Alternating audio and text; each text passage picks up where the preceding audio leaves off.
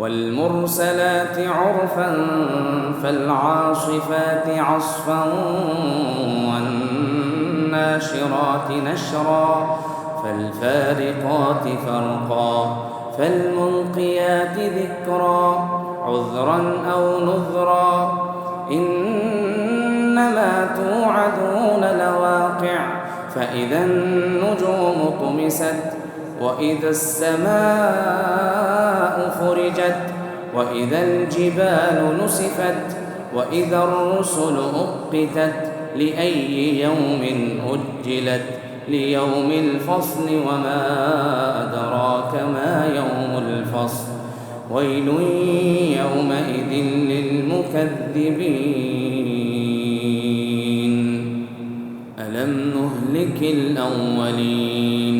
ثم نتبعهم الآخرين كذلك نفعل بالمجرمين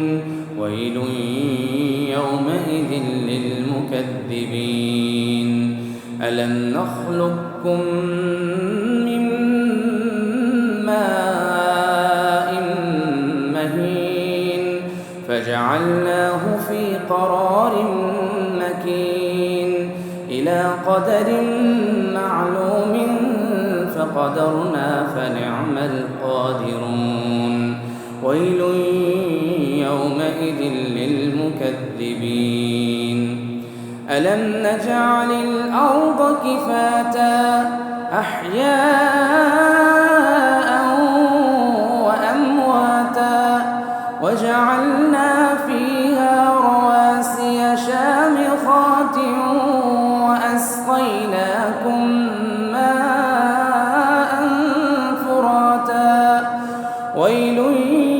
يومئذ للمكذبين انطلقوا إلى ما كنتم به تكذبون انطلقوا إلى ظل ذي ثلاث شعب لا ظليل ولا يغني من اللهب إنها ترمي بشرر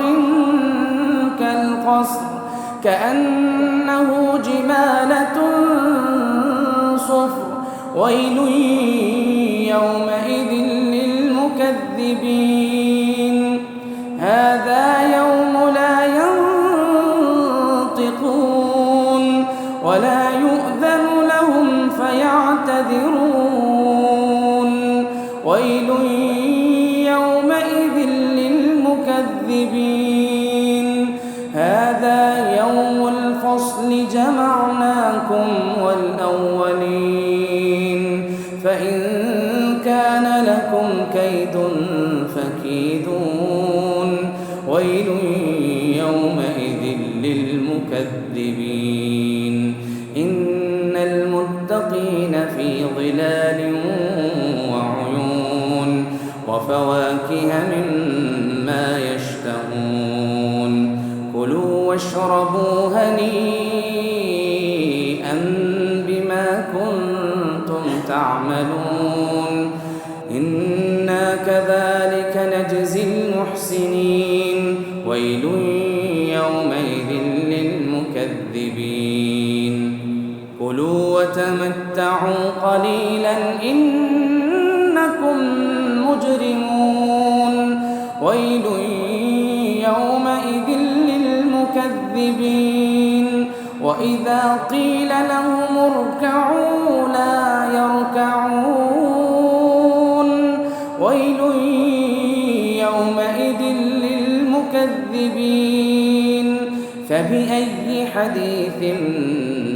بعده يؤمنون